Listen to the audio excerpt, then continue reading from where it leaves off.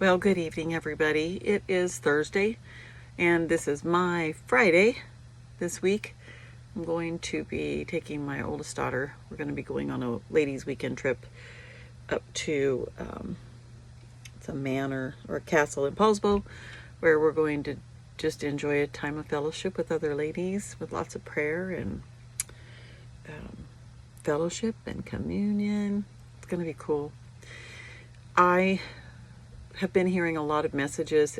I go to a restoration, it's called the Restoration Station at my church. It's something I participate in where we're really focusing on identity right now. And it's been so good. I mean, I've been reading books on identity. It seems like that's been the main topic for the last year or so of my life.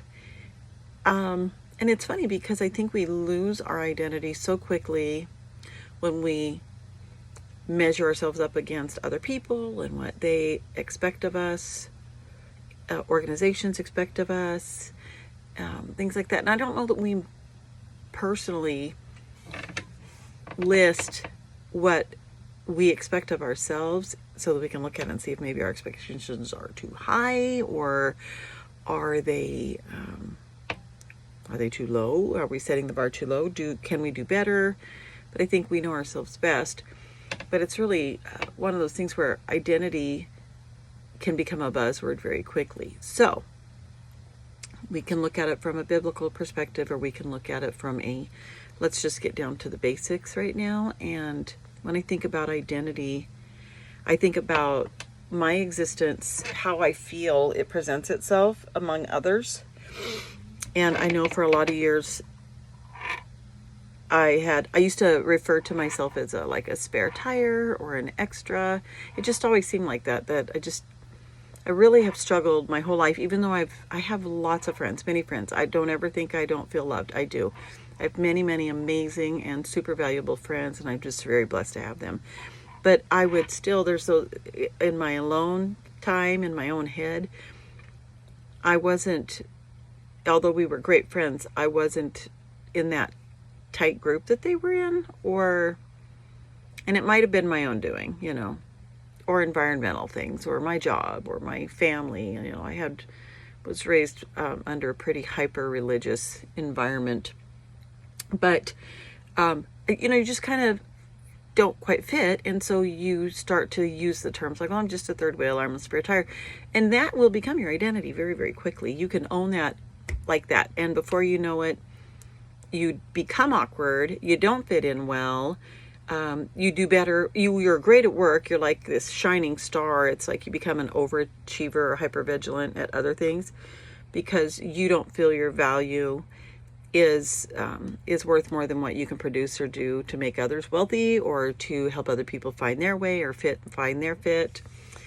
And then there's times where people, in caring for you, maybe extend some extra consideration for you, and then you feel like a charity case. And this is so much self-talk that we can just embody so quickly, and it becomes a part of all of who we are, and we have to let that go. I know that my existence may not fit in to what yours is or what you think it should look like. But that doesn't make my existence any less important or relevant to the space I exist in. Because where I am is where I am supposed to be. I am impacting who I am supposed to impact, right? And I am loving and being loved by who I'm supposed to love and be loved by. And the day you start to use that and just look at it and write it down and say, my name is Patty Haynes. Good things are happening for me today. I want to achieve this. This is my goal today. This is my desire, that I accomplish these certain tasks.